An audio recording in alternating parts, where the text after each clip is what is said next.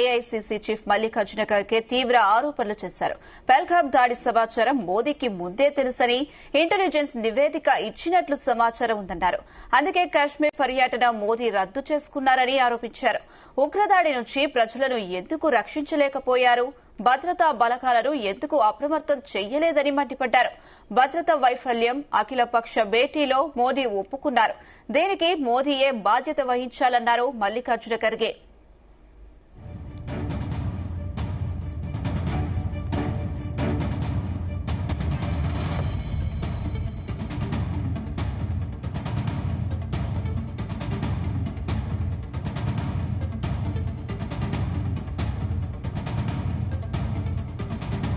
ప్రధాని నరేంద్ర మోదీపై AICC chief Mallikarjuna Kharge తీవ్ర ఆరోపణలు చేశారు. పహల్గామ్ దాడి సమాచారం మోదీకి ముందే తెలుసని ఇంటెలిజెన్స్ నివేదిక ఇచ్చినట్లు సమాచారం ఉందన్నారు. అందుకే కాశ్మీర్ పర్యటన మోదీ రద్దు చేసుకున్నారని ఆరోపించారు. ఉగ్రదాడి నుంచి ప్రజలను ఎందుకు రక్షించలేకపోయారు, భద్రతా బలగాలను ఎందుకు అప్రమత్తం చెయ్యలేదని మండిపడ్డారు.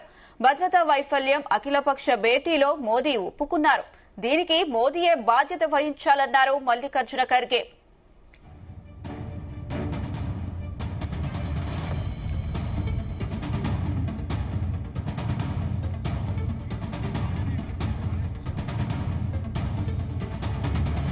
రైట్, ఇదే అంశానికి సంబంధించి మరిన్ని అప్డేట్స్ మా చీఫ్ న్యూస్ కోఆర్డినేటర్ రాధాకృష్ణ అందిస్తారు. రాధాకృష్ణ. Good afternoon Anusha. పహల్గామ్ దాడి ఘటన తర్వాత ప్రధాని నరేంద్ర మోడీపై కాంగ్రెస్ ఏఐసీసీ అధ్యక్షుడు ఖర్గే తీవ్ర వ్యాఖ్యలు చేశాడు. ఎందుకంటే మొత్తంగా కూడా ఈ పహల్గామ్ దాడికి సంబంధించినటువంటి సమాచారం ముందే ఉంది. కేంద్ర ప్రభుత్వం తెలుసు, మోడీకి కూడా ప్రత్యేకంగా సమాచారం ఉంది. సో అన్ని తెలిసి కూడా ఆ యొక్క దాడి జరుగుతుంటే ఒక ప్రేక్షక పాత్ర వహించాడు అని చెప్పేసి తీవ్ర ఆరోపణ చేశారు.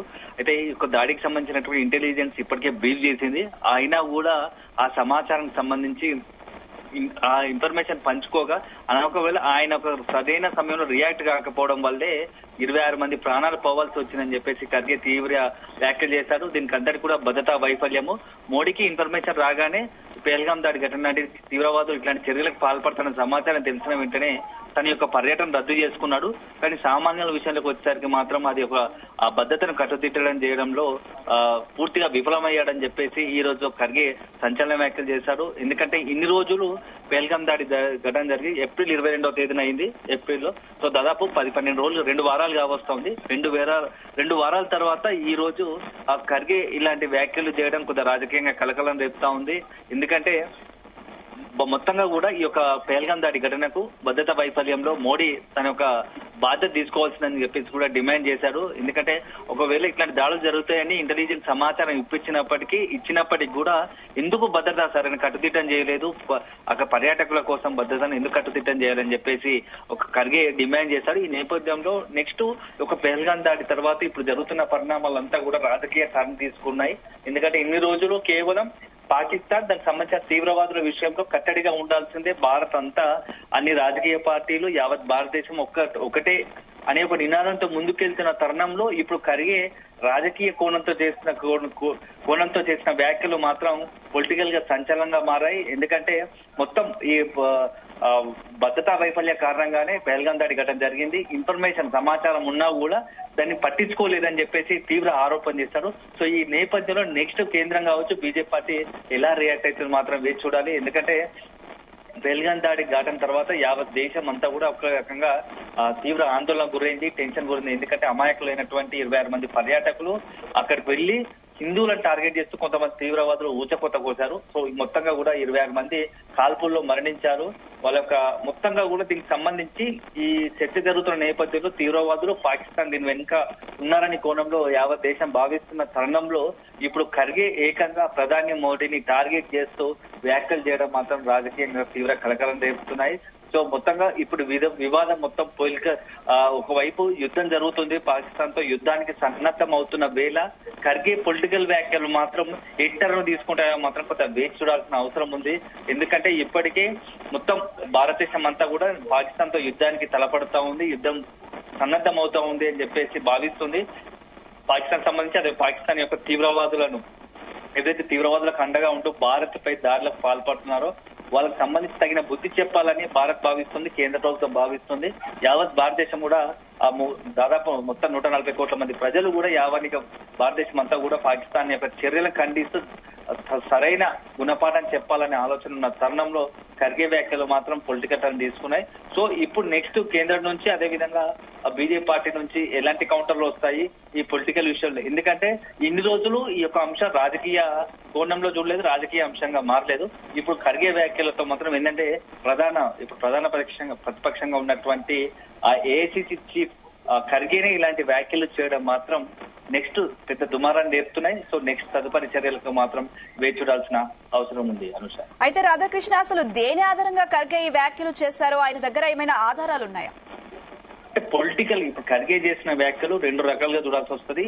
కేవలం తన వద్ద పొలిటికల్ గా, ఎందుకంటే ప్రత్యర్థుల పైన రాజకీయ కోణంలో చేసిన వ్యాఖ్యలా, లేకుంటే పక్కా అతని దగ్గర సమాచారం ఉండే ఏదైనా ఇతర అధికారుల సమాచారంతో ఇలాంటి వ్యాఖ్యలు చేశారా మాత్రం కొద్దిగా మనం వేచి చూడాల్సి ఉంటుంది. ఎందుకంటే భద్రత ఇంటెలిజెన్స్ అంతా కూడా ప్రభుత్వం సంబంధించింది, కేంద్ర వ్యవహారం సంబంధించింది కాబట్టి ఈ భద్రతా వైఫల్యమా లేకుంటే ఇంటెలిజెన్స్ సమాచారం ఇచ్చిందని ఖర్గే చెప్తున్నాడు. కాబట్టి ఖర్గే ఏ ఆధారాలు బేస్ చేసుకొని ఇలాంటి ఆరోపణలు చేస్తున్నారు అనేది మాత్రం కొద్దిగా వేచి చూడాలి.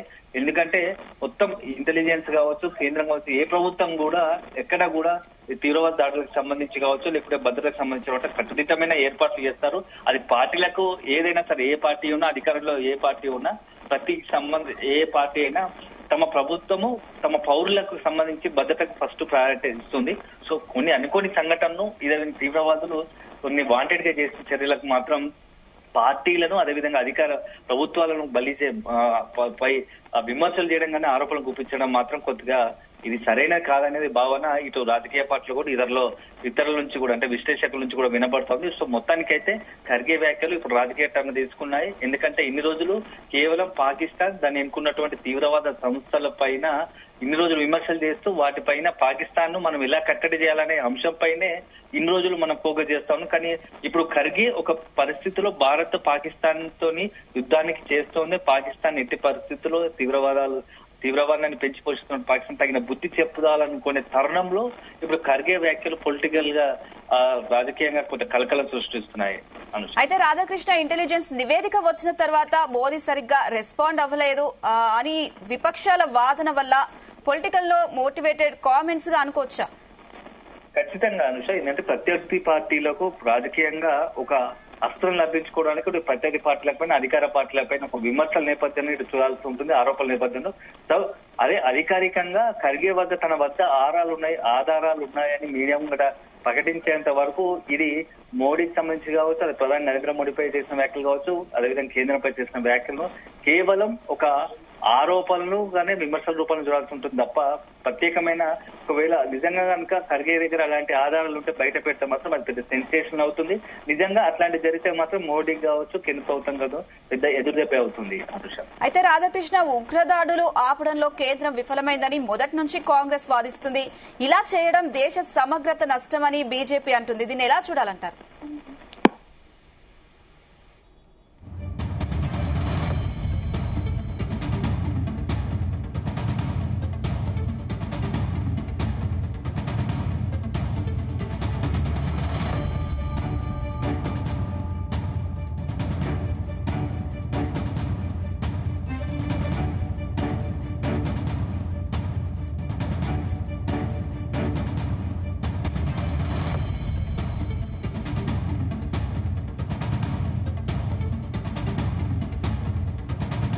ప్రధాని నరేంద్ర మోదీపై ఏఐసీసీ చీఫ్ మల్లికార్జున ఖర్గే తీవ్ర ఆరోపణలు చేశారు. పహల్గామ్ దాడి సమాచారం మోదీకి ముందే తెలుసని ఇంటెలిజెన్స్ నివేదిక ఇచ్చినట్లు సమాచారం ఉందన్నారు. అందుకే కశ్మీర్ పర్యటన మోదీ రద్దు చేసుకున్నారని ఆరోపించారు. ఉగ్రదాడి నుంచి ప్రజలను ఎందుకు రక్షించలేకపోయారు, భద్రతా బలగాలను ఎందుకు అప్రమత్తం చేయలేదని మండిపడ్డారు. భద్రతా వైఫల్యం అఖిలపక్ష భేటీలో మోదీ ఒప్పుకున్నారు. దేనికి మోదీయే బాధ్యత వహించాలన్నారు మల్లికార్జున ఖర్గే.